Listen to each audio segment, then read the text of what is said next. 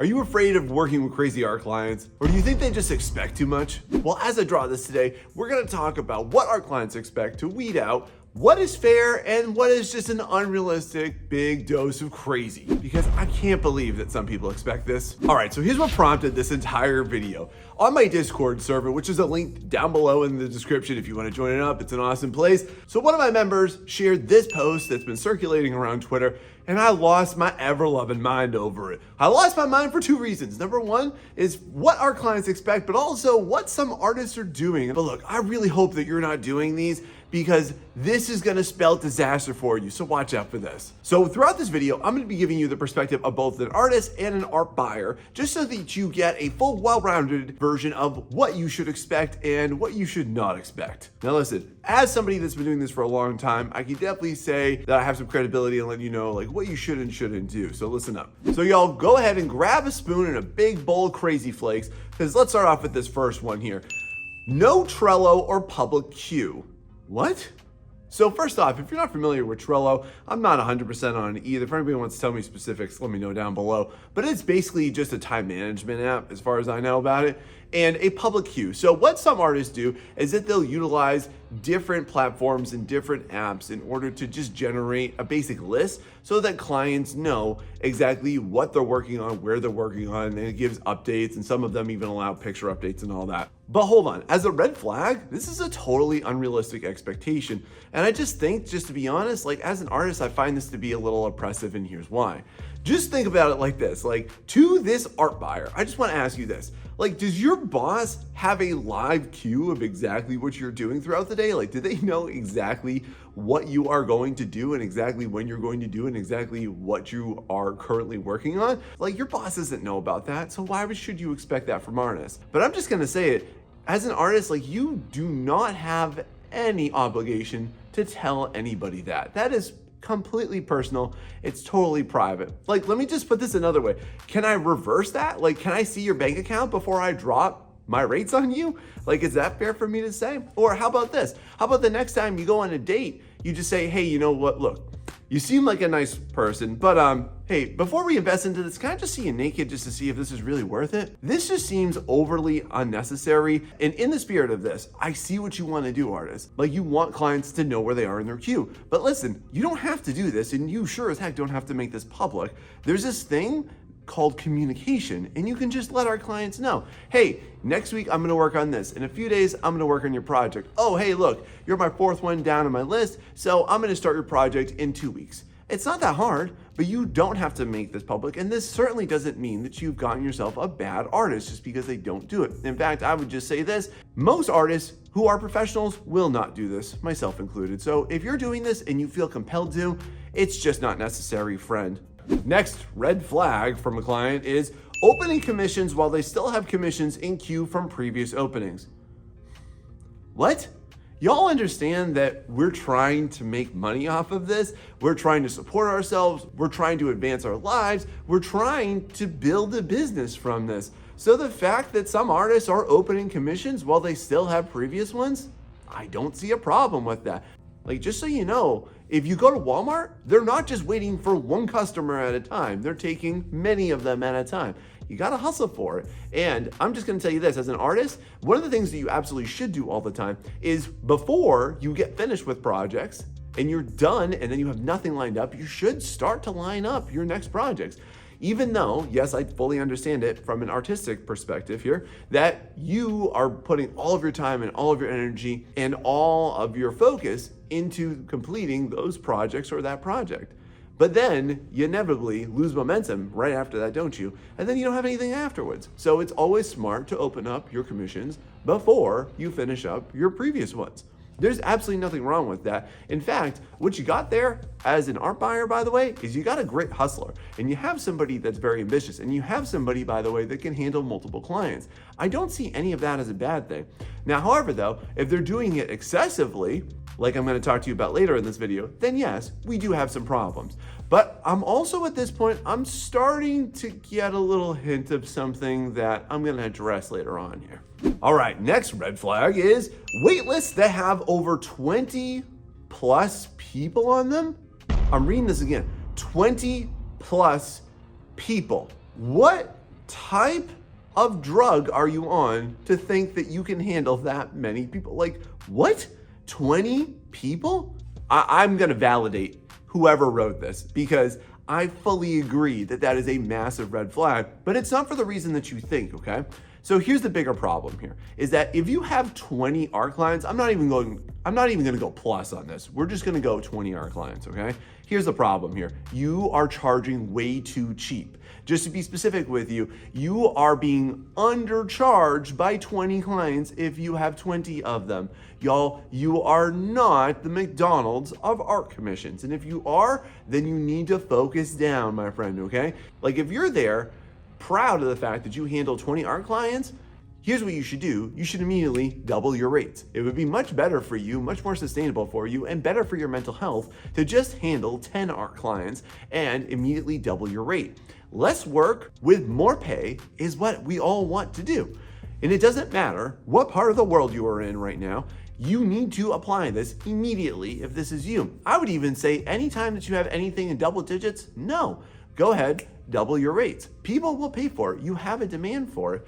And if people aren't paying for it at that point, then I would, instead of blaming your pricing for it, like all too many artists do, you need to take a look at your procedures and specifically your pricing procedures for how you can raise your rates, which I've made videos for all over my channel. Go check them out after this. But from a client perspective, yes, I validate this one because of the fact, like as an art buyer, if you want to commission somebody who has that many clients, yes, you are totally gonna get lost in the shuffle and you feel like you're just a commodity. I'm just gonna be real. There's no way that you service that many people as an artist and you actually care and you put your best into it because you're focused on quantity over quality. So my friend, please don't do this. No.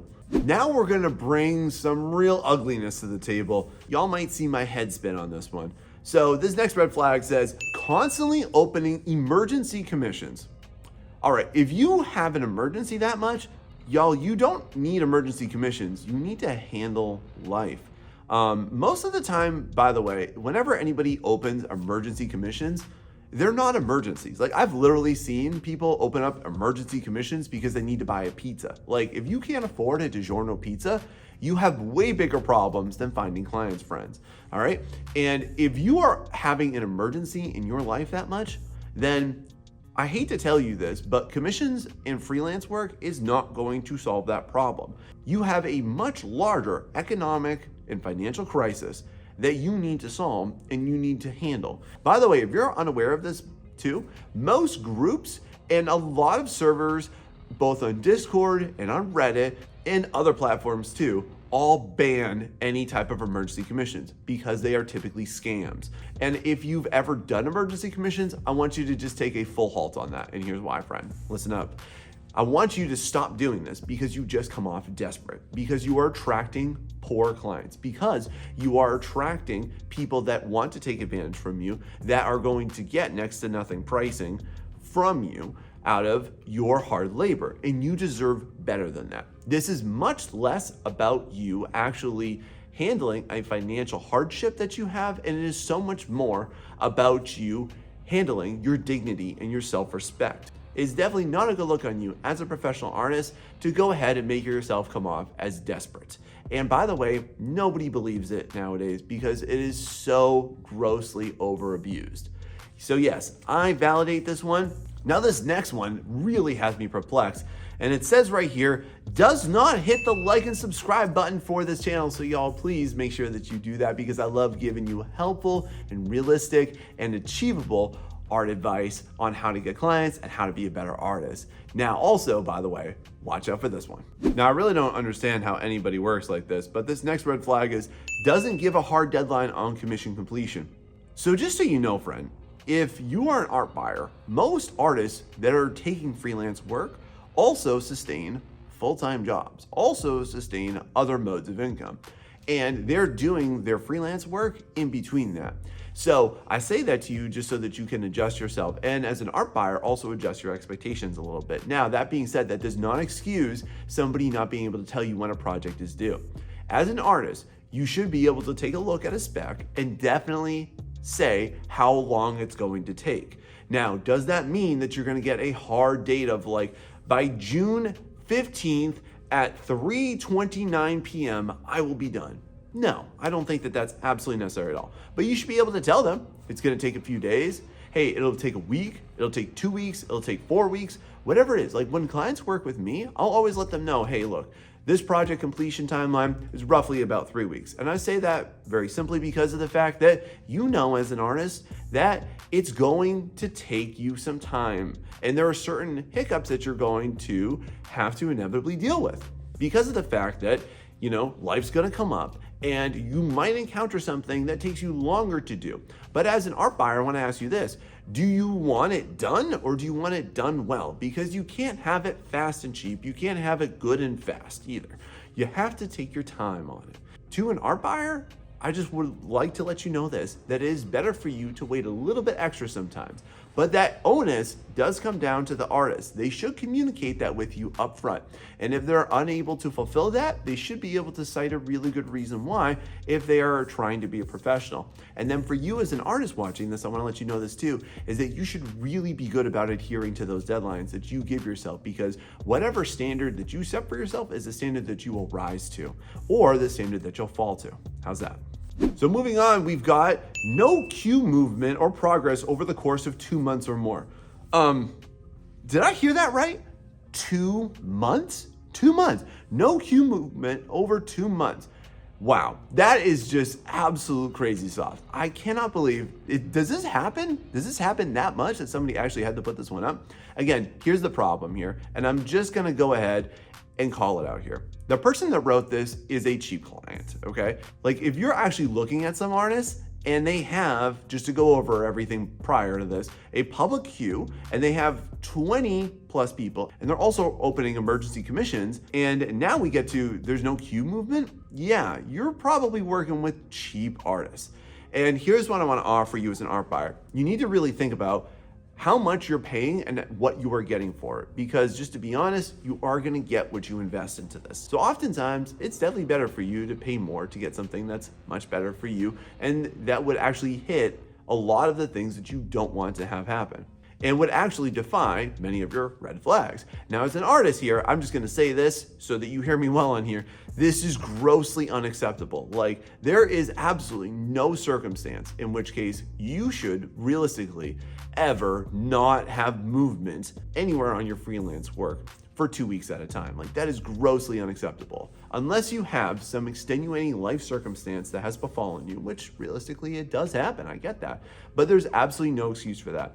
You are the one who put yourself out there. You are the one that accepted payment. You are the one that accepted that responsibility. And therefore it is your job to make sure that you see that project to its fullest completion, to the highest standard possible. And look, if you're not able to do that, if you have some mental health crisis, if you have befallen some unfortunate scenario, then here's what you need to do. You need to refund them and just walk away from it. And that's okay. Sometimes you need to take care of yourself better than you will another client so that another artist can fill that void for them. All right? This one is really perplexing to me. I've seen it before and I'm not really sure what you're digging at here, but let me just spell this out for you. This next red flag says, always hosting art raffles while never posting the results of them. Art raffles. Let's chat about this for a second here. I've seen some artists do this and I get the idea here. It's to generate some type of interest. And the spirit of this here is to get enough people interested so that they have like a contact list and that people will reach out to them. And it's sort of a great way to advertise yourself, supposedly. It works great for that, but I'm gonna tell you this, it works really poorly for art. So if you're doing this, here's what I wanna let you know. Maybe you wanna do this once a year. Maybe you wanna do this just when you have a drought and then never again. But most certainly, once you have gained clients, once you've gained some momentum, don't do this anymore. Have y'all ever heard of art request? That's what this is. It's an art request. And if you're gonna do an art request, then just take a request and don't try and get payment from it. And if somebody is hosting an art raffle and then not following through for that, yeah, art buyer, I validate you. Like, that's definitely not somebody that's dependable for you. That's somebody that's just looking for free work, or maybe they need inspiration. If that's your deal here as an artist, then that's fine.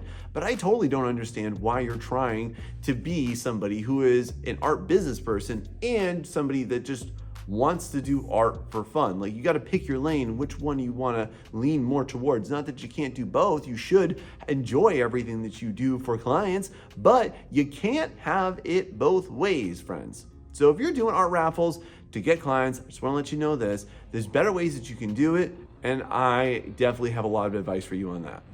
So for all artists that are going to take payments, this one's for you, and let me speak about this one.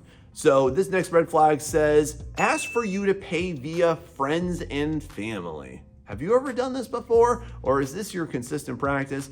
Let me just explain why. So whenever you're using PayPal, of course, and you're sending an invoice, or you're just sharing your link, which, by the way, stop sending invoices, okay? Just share your link. It's so much better, okay? The client has the option to either pay you as a business or to pay you as if they're a member to friends and family. So if your client selects to pay you as a business organization, then they go ahead as PayPal and they take a small percentage of it. It's not that much. It's like a few bucks sometimes. Now, this does vary a little bit depending on where in the world you are. But if you select friends and family, then PayPal just thinks, oh, cool, it's just like you giving 20 bucks to your mom or to your little brother or something. So in that mode, they just want to keep all the money. Now, here's what I want to say about this. It is and should be totally up to the client. This is not something that you should ask for. Now, is it a red flag for the artist? No, I do not think so. No, I don't think so at all. If an artist actually wants to actually keep all that money, that's really not a problem. However, though, I do find it a little unethical for you to actually ask for it. I think that you should just let the client know. And I experience this all the time too, where I deal with a new client and then I send them my PayPal link, and then they ask me like, hey, how would you like it? Would you like it friends and family, or would you like it as a business? And I always tell them the same thing. It's up to you. I don't care either way. I'm just appreciative of your business, okay? Now, I will tell you this too, is that in the last year, I did fully establish myself as a business entity, so I actually get a tax break for it. So for those of you that actually have yourself as an established LLC or whatever that's called in your country watching this, then I would say that you should opt for the business version of it, because whatever PayPal takes off, you get back in taxes off of what you owe Uncle Sam or whatever uncle you have in your country, all right? This next one is really going to set me off, so buckle up. Here we go. This red flag says, keeps promising that they will have an update for you on X day, but the dates keep passing by without any progress shown. All right, artists, listen up here. All right, here's what you got to do. If you say that you're going to have an update, and let me just predict into the future here, you want this to be your career, you want this to be something that you enjoy doing, you want this to be your future. Stop waiting for your future to start acting like it, okay? If you want your art to be a career and you think that commissions are going to be a good way for you to get there, like they have been for me and for many artists that have started out freelancing and then built themselves up into what they currently are that you now admire and you follow them on social media and stuff, here's the secret. Is that they didn't wait to start acting like the professional that they wanted to be. They became that professional when it wasn't convenient for them. So if you give an update, my friend, you should do everything within your power, within reason, to make sure that you hit that update. So for example, if I tell a client, hey, on Friday night, I will give you your update, then I'm gonna make sure that I do what I need to do. I will move mountains to make sure that I accomplish that feat.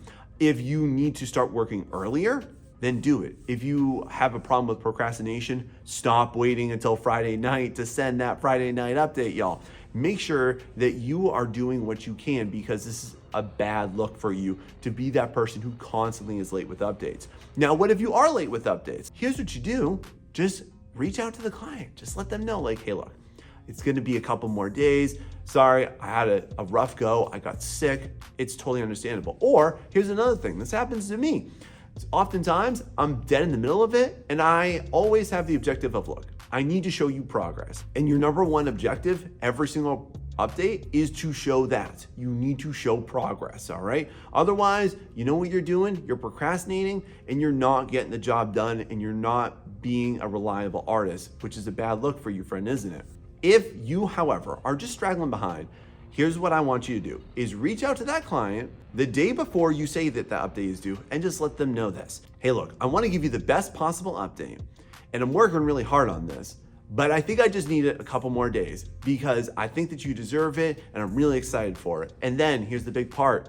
You can't just talk about it, go out and do it. Because if you don't actually go out and do it, you've got a low standard, and that's not going to help you be the artist that you actually are and that you want to be, is it, friend? So for this one, I validate it, and I also invalidate it, because sometimes stuff comes up, and we're gonna talk about one of those things that comes up in a minute. Y'all, this next one 100% has me on the art client side, and if you've done this, I really need to school you on what not to do.